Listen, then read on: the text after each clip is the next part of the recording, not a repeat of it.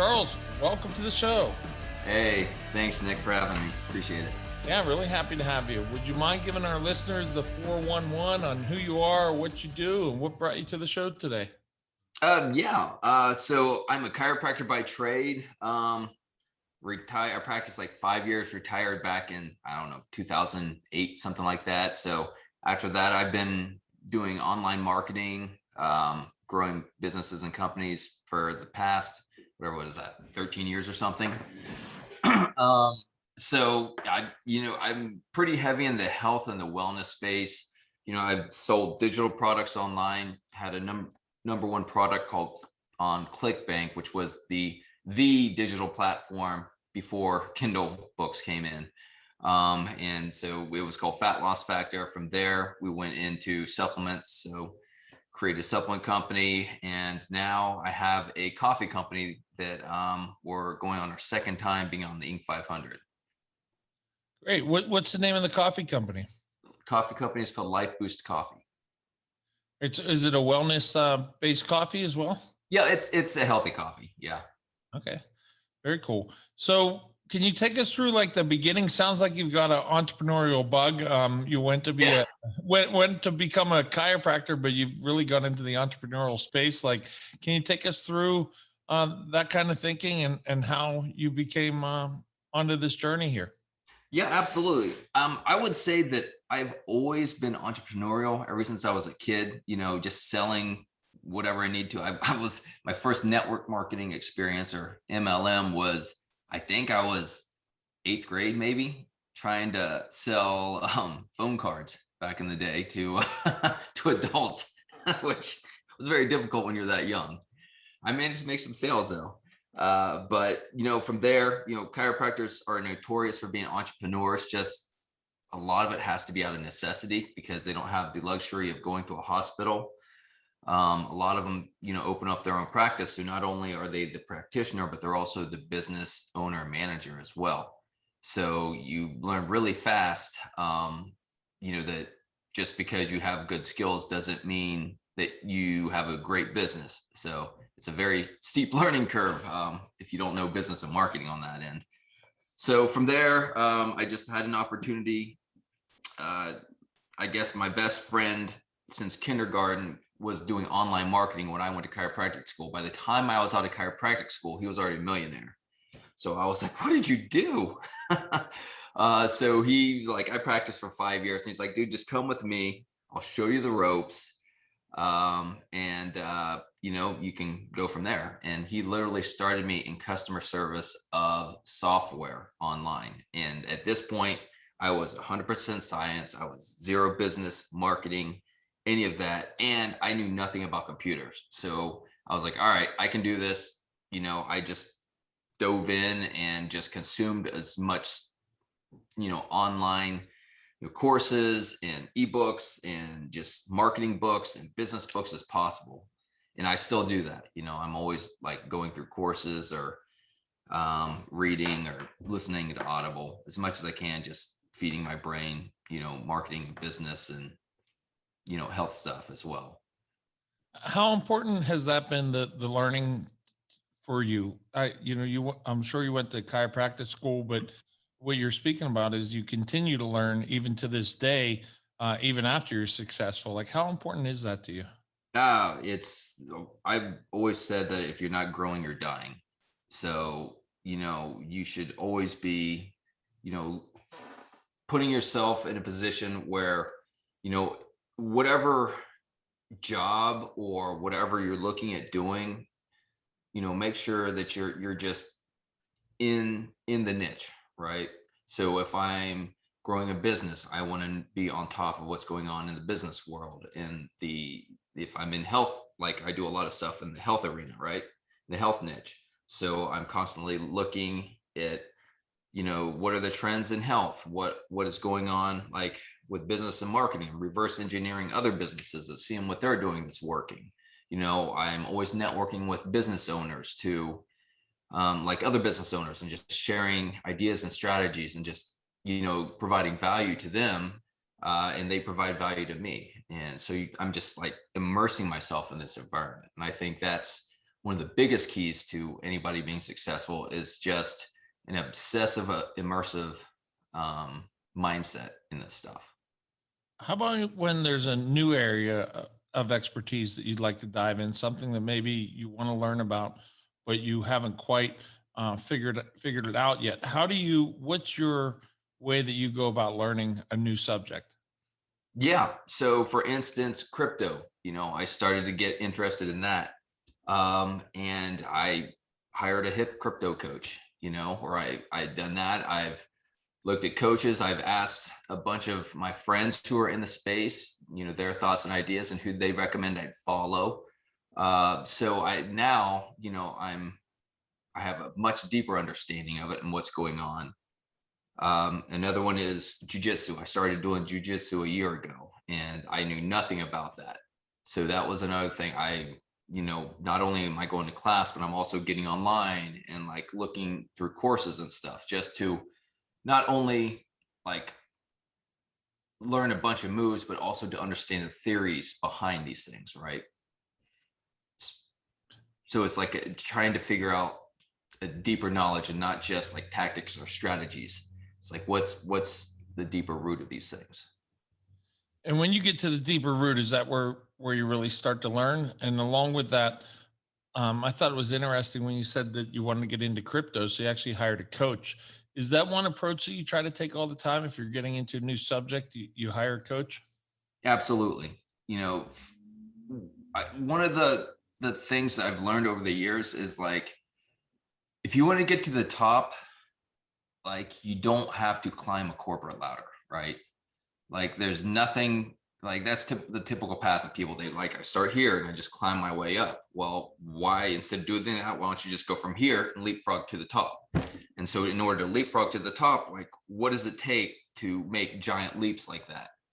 And one of the easiest ways to do that is finding the groups of people who are already there and like putting yourself in a position to meet those people, right? And so the crypto person that I hired, he's very well versed in it. He knows his stuff, and he's able just to relay a lot of the information and sift through a lot of the garbage that's out there, right? What's the other ways that you take the leaps? What are other ways? Pay to play. I'll join high level masterminds. For instance, I joined this one mastermind, cost me $100,000 for a year. But the people who are in this mastermind are, 8-9 figure business owners. So like if I'm wanting to be an 8 or 9 figure business owner, or, in my case, a 9-figure business owner, like what's the fastest way to do that? You hang around those people who are already doing it. And that's, that's the way I think is the fastest way to shortcut like success. Yeah, I think it's good advice for people out there because you're right. There's the corporate ladder, and society has made us think that you need to put in your time and work up the corporate ladder.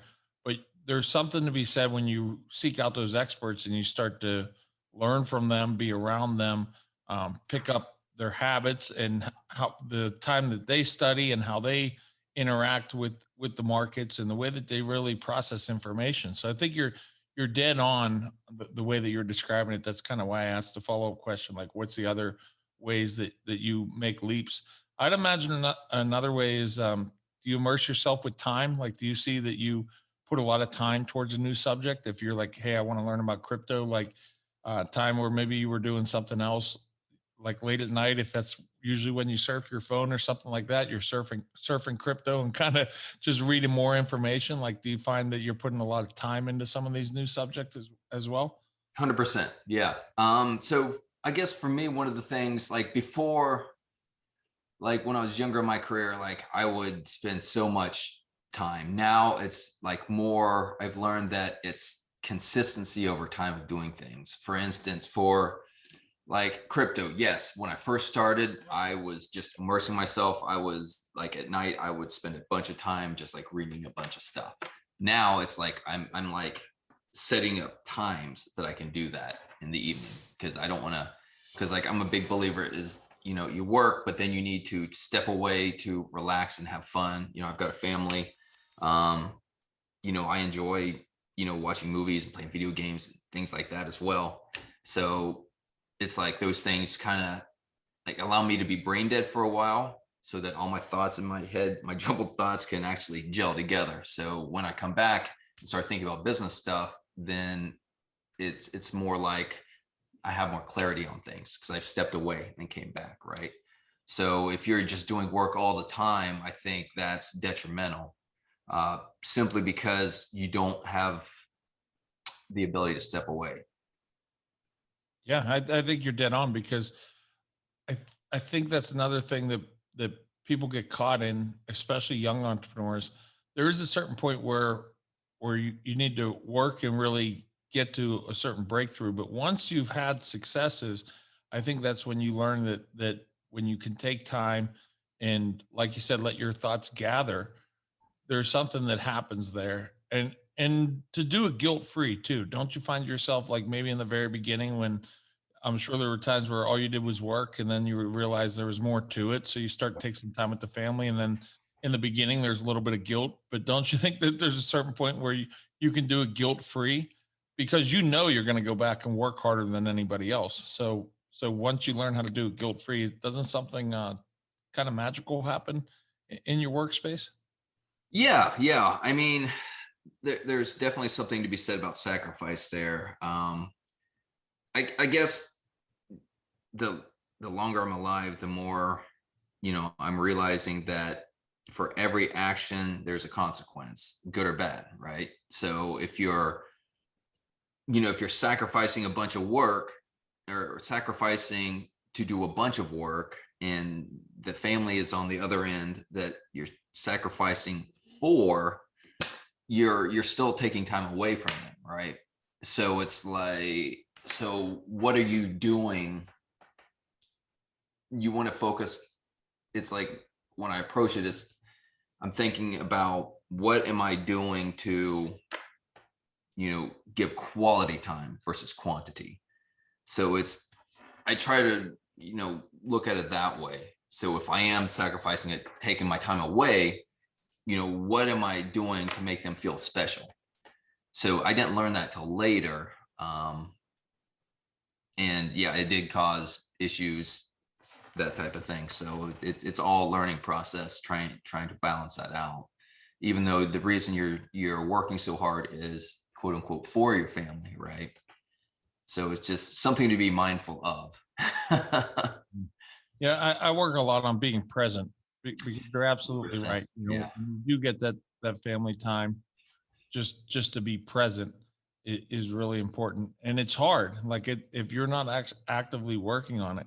My daughter's 20, so she's good at calling me out on it. She'll be like, man, you seem like you're working a lot. And I was like, well, I don't even feel like I'm working, because I'm sure you get in the same habits. You just don't, you enjoy what you do, so it doesn't feel like work. And that can be kind of dangerous too, because it doesn't even feel like work. So then you don't realize how much time you're putting into it. But then when you are off, checking the phone and answering phone calls and everything else that You goes got it with right. it, and your mind's somewhere else because you're thinking about the latest project, or the next investment that could turn a good way for you.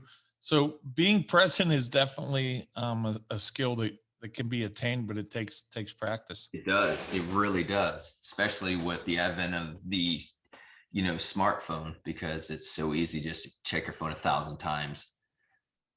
Absolutely. So it sounds like you've had a lot of great successes along your way. Has there been any times where you were just ready to give up, ready to just say, hey, I want to go work for someone else and be a chiropractor? Like, you ever have times that were so tough that you thought, what am I doing? Oh, absolutely. I mean, I've had way more failures than I have successes. And if you read like autobiographies of like super entrepreneurs or people who have really made it, they've had so many failures in their life. And what you're seeing is a result of the experience of those failures and learning from those failures and moving forward.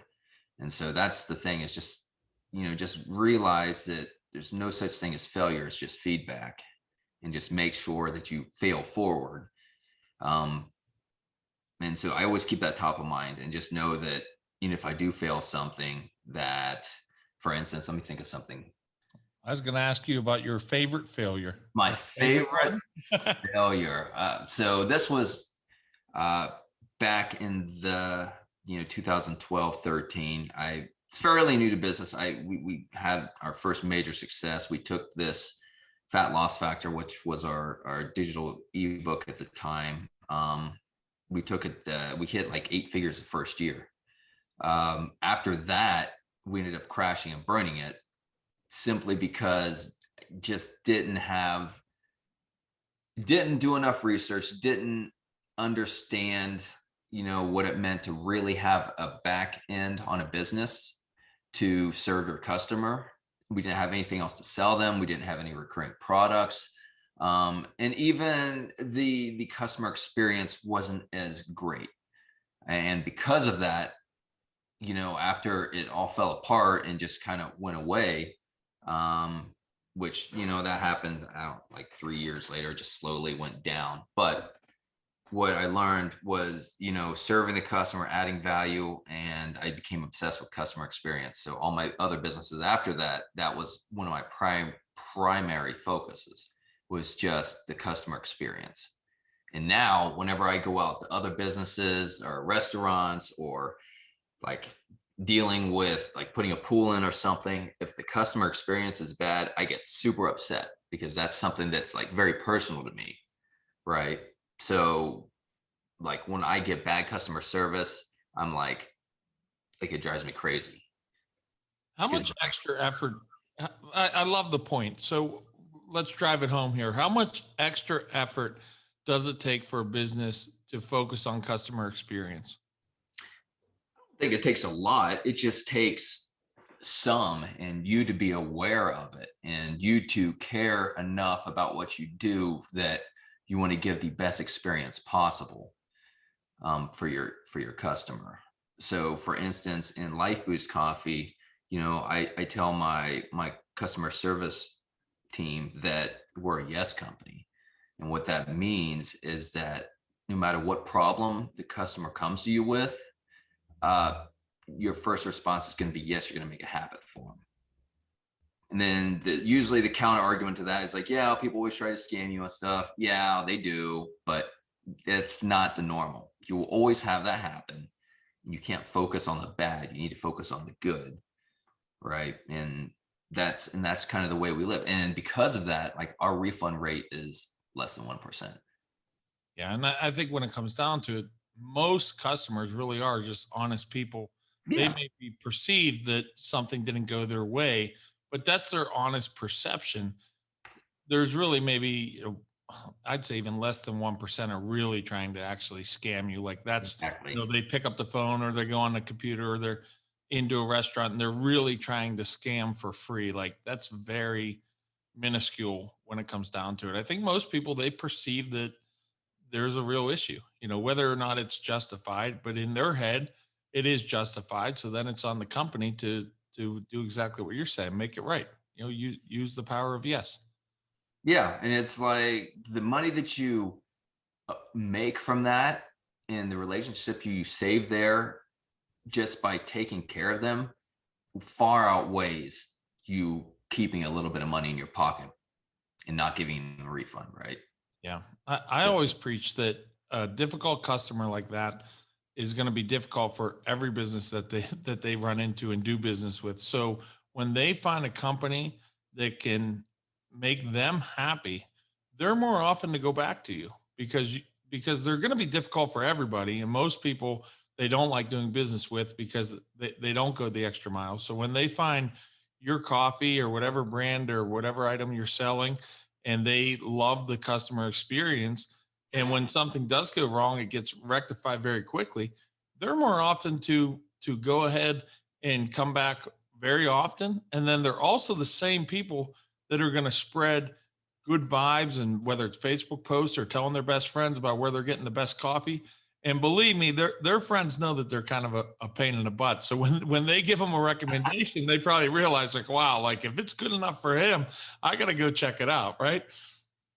yeah, I know that you nailed it. Yeah. So I think that's, all interesting when it comes to the customer experience. It's very important, like you're saying, to kind of dial it down. What else have you noticed in your journey that's really important with your overall success? I would say that one of the things I've noticed, especially on the local level, is most businesses suck at marketing. And I sucked when I was a chiropractor. I was terrible at marketing, and I was wondering why I didn't have as many clients as I wanted to have. Well, it's because I was terrible at marketing. The person who understands marketing will always outperform a person who's just amazing at what they do. Like, I could be the best chiropractor in the world and the worst marketer and the worst chiropractor in the world, and the best marketer will win. That's like hands down. And yes, there's something to be said about the quality of your product or your service is what keeps retention, right? So that's the other aspect of that. So I focus, like, from now, like, one of the first things I focus on in my businesses is, a superior product. Like, I'll spend more money to have an amazing product. And then, because, I'm a marketer by trade, I spend a lot of time, because I've learned marketing that product. And that's a winning combination. And combine that with a superior customer experience as well. Like, take care of the customer, give them a superior product, and then have, great marketing to get your product out to the masses. Yeah, I think you're right. I know there's certain products out there that kind of have broken the mold when people think that marketing doesn't matter or having a superior product really doesn't matter. And then someone comes in and disrupts a space that's been as old as ancient, like a space like a cooler, where you get Yeti that comes in and they've got this product that now they're selling Exactly. $300 coolers when you can buy a $30 cooler. And the marketing behind there is fantastic marketing. And I think that kind of proves if you have a superior product, you can set the market on what you want to charge for it too. So that's that's the way that you can use your marketing, your branding to set the product, set the price. Have you seen that as well? Absolutely. If you look at the marketplace now, you're starting to get, in niches, you get micro niches, right? So for instance, it used to be weight loss. Now it's keto and whole 30 and paleo. And then, like, from there, people have taken their own angles, um, and made like a superior product in that niche that stands out from everything else. And how important have you found the digital marketing side of it? We live in a digital age. If you're not capitalizing on digital marketing, you're living in the stone ages. And when you start Even if you're a service-based business or a local business, like, the local businesses that have the strongest online presence will outperform the ones who don't. And when we're talking about online presence, can you kind of break down where you think it's important for small businesses to spend their money? Is it Facebook marketing? Is it SEO? Is it you know, through different other social medias like through Twitter, through Instagram? Like Yeah, where that's a great question. And so when I would look at a local business, where one, you need to know your avatar, right? What is your primary customer? Like, where are they at? That's the second question. So who are they? Where are they located at? Are they on Facebook? Are they on Instagram? You know, are they on LinkedIn? Like, where are they at? And then you fish in that pond. yeah.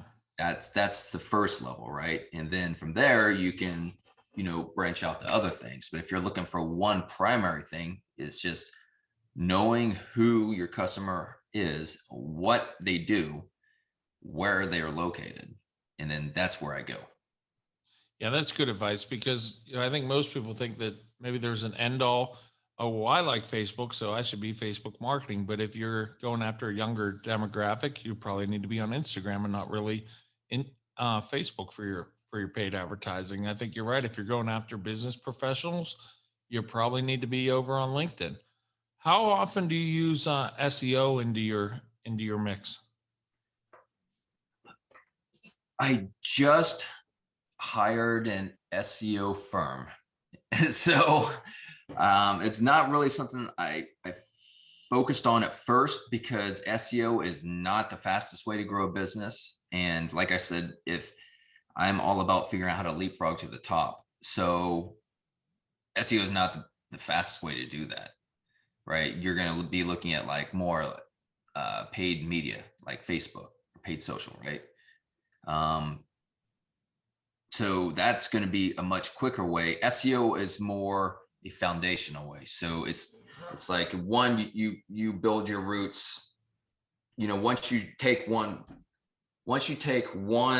channel, you build it deep, right? So if you want to do Facebook, for instance, so just get really good at doing Facebook and just focus on that one before you go to Google and then YouTube, and, you know, and on, you know, Twitter, Snapchat, or whatever.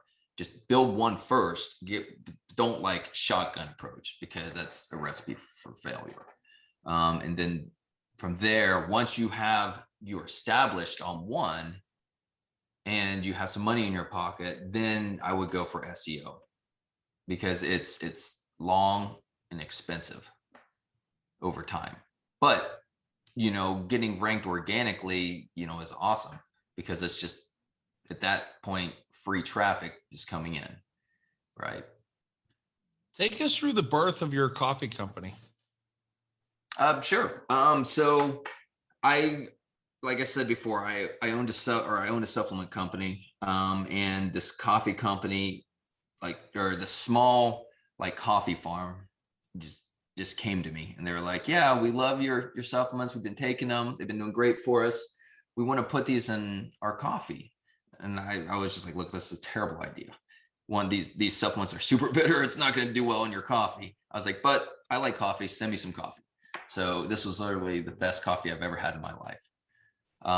So I talked with the owner and worked out a deal with them. And so that was kind of the birth of Life Boost. That's how it started.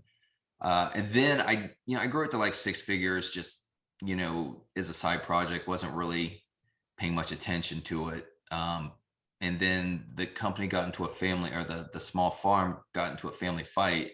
Operations went one way, the coffee went another. So then I didn't have coffee. I had some inventory left. I just didn't have coffee. So I was like going through the inventory. I had to pivot the business model during this time. And I was just going to shut it down, because I was like, look, I'm not putting enough time into this. You know, it's going to be a lot of work to find another roaster and do all this stuff. But I could not get rid of the customers. They just kept coming back for more and more. So I was like, all right, there's definitely something here. I knew it was great coffee, but I didn't realize how much people just absolutely loved this coffee. So, you know, long story short, some of my other friends were in the coffee niche. They helped me out. Now I have 3 different roasters around the world, because after learning that lesson, I created redundancy to make sure that will never happen again. So fast forward, that was 2015, you know, fast forward to 2019, a friend of mine who I was consulting for was like, "Dude, I absolutely love this coffee. I think we can do something big with this. So, but we need to go all in." He was like, if I, you know, like join you, and if we can push this, let's say, I think he said, you know, if I can start doing help you get to 100 grand a month, would you give me partnership in this? So I said, sure. So within 2-3 months, we were already 100 grand a month. So the year before, I think a year before, we did like, I don't know, 300 grand in revenue. And now we're already at 100 grand a month. So we ended that year doing 2.5 million. Wow. So that put us on the Inc. 500. Then that was 2019. And that was just doing exactly what I said. We picked one ad channel. We went deep. And then after that, we started adding more ad channels. We started to, like, during this time, I've also been working heavily on creating that customer experience, like I said. So on that end, it was like, just take care of the customer, make sure they're happy. And then it's just like practicing the basics of, digital marketing, like email marketing. That is, I would say, this is for me one of my superpowers. I've been email marketing since 2008. So I just got really good at it. And so I focused heavily on that, and I set up, workflows, and, I have like campaigns and workflows and different things like that going out. So not only am I bringing customers in, I'm also reselling them stuff. And so we started to build our subscription up. So fast forward to last year, we did 16 million in revenue. So we went from 2.5 to 16 million in 1 year. And that's just all just focusing and concentrating on, serving the customer with a superior product, and then doing what I said, take one channel deep, then you can start moving out to other distribution channels. We got on Amazon, so that was a good channel to be on. That's the #1 biggest buyer engine in the world. So it's crazy to not be on that, in my opinion. So we started to get on that, and that's going well. And now I've just started SEO, because after all that, I want to make sure that we're building a foundation to last, for a lifetime. So we're going to be a legacy business instead of just a blip on the radar. I don't want to be a brand that builds and crashes. I want to be a brand that's around forever, that people know, like, and trust. So it sounds like you have some clear vision there as well. And it sounds like it evolved a little bit over time, to that clear vision. Clarity is something that I believe is never ending, right? So the clearer you are in your message, the bigger you can grow your brand. And if you look at like the biggest brands in the world, they're very clear on what they stand for. And same with this. After learning that, I'm constantly just focusing on the clarity of the message, on the focusing on, the story that you're telling your customers. One of the best books I read on that was Story Brand by Donald Miller. Just teaching you to make the customer the hero. The customer is a hero in their own journey, right? You're more the sage or the wise person. So what are you doing to guide them on the path of their life? So if they're looking for,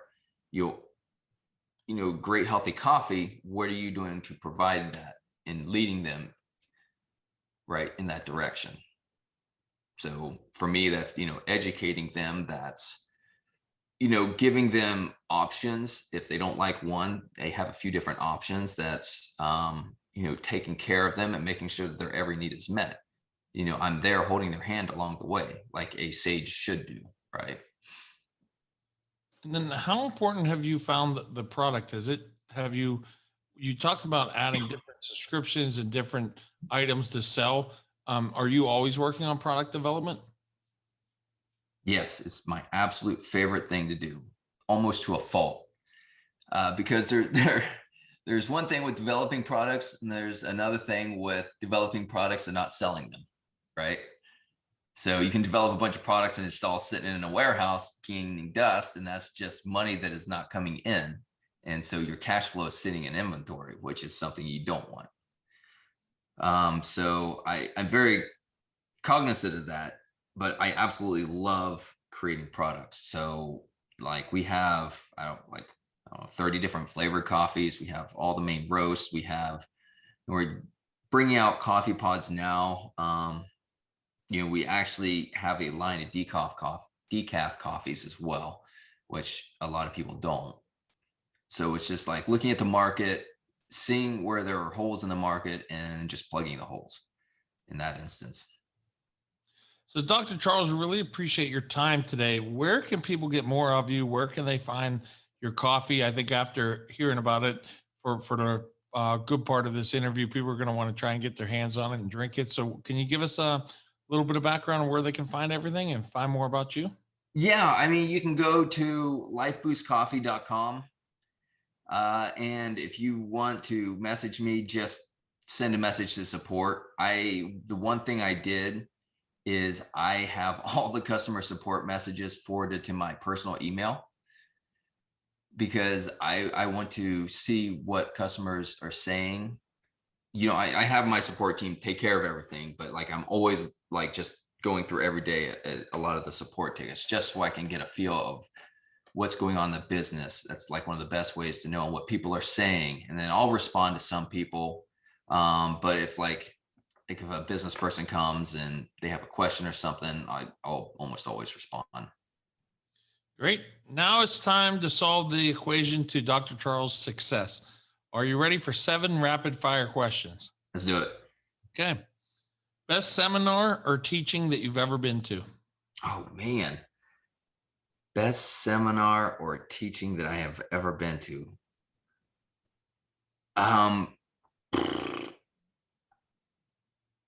I've been to so many. I would say that one of the best ones for e-commerce that I've been to is called Smart Marketer by Ezra Firestone.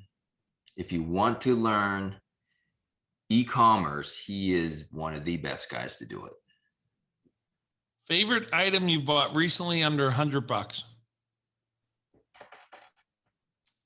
Favorite item I bought recently under $100. Oh man. I would say, I'm trying to see if I have anything.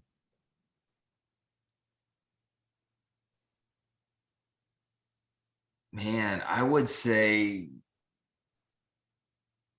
under $100. Honestly, one of the best items I've bought recently is is this little spray, and it is literally sprayable. It's sprayable nicotine. So the story behind that was I was at an event, and Dave Osprey, who's a Bulletproof exec, was we were in the back room and we were talking and stuff. He's like, "You want to see the best nootropic ever?" So I was like, "Sure." So he literally pulls out this nicotine spray. He's like, 1 spray a day. He sprays me with it in the mouth, and it was like the lights went on. I was like, "Oh my gosh, man, it's so powerful." And you can only get it in like outside the US. I mean, it's weird. They sell gum and patches in the US, but they don't sell a sprayable form. So I bought some off of, eBay from Canada or the UK or whatever. And that's like, it's so good. Like if I need something just gives me a quick boost of energy and just like opens my mind up, I use that nootropic. That's why I asked that question, because we get some pretty interesting answers, and that's one of the more interesting ones. Name an idol or hero of yours that you've met in person. An idol or hero of mine that I've met in person.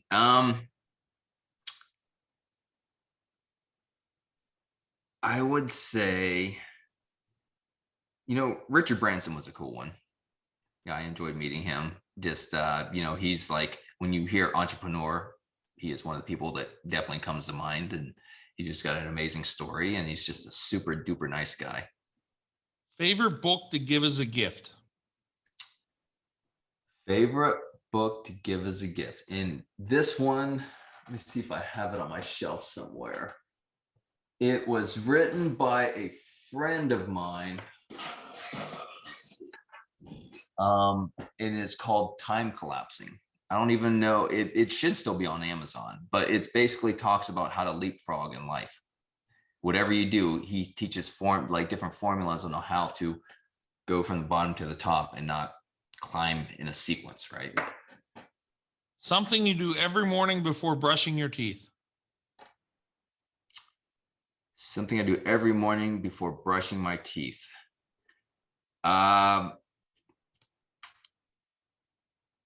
Usually I write down 3 things I'm grateful for.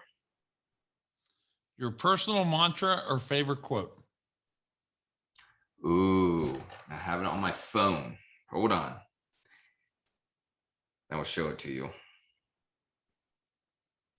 I don't know if you can see that. It says, "When I let go of what I am, I become what I might be." Love it. And place you go to decompress and reset. So a couple different places. One, I love to travel. So, the beach is my happy place. So whenever I have an opportunity to go to the beach, I go there. At home, I jujitsu. There's nothing like going and just getting completely humbled, for lack of a better word, and just exhausted from, that's like the best exercise ever, is just fighting with somebody or wrestling with somebody else or doing jujitsu with somebody else. It just completely exhausts you physically, mentally. It's like physical chess, I guess. So it's still stimulating your mind. But in that instance, you can't think about anything else because you're going to get choked out if you do, or an armbar or whatever. So it's like you have to be 100% present in something like that. And I absolutely love that. And do you have a favorite beach? Favorite beach? I really love the Dominican, Cap Cana, which is, right before Punta Cana, which is the most popular one. There's an area called Cap Cana, which is a little nicer, and the beaches, you can walk out half a mile and be like chest deep. Wonderful. Dr. Charles, thank you so much for being on the show today. It was a great show, packed full of different tips and tactics. We really appreciate your insight. We appreciate your story, and best of luck to you. Thank you for your time. Hey, thanks, Nick.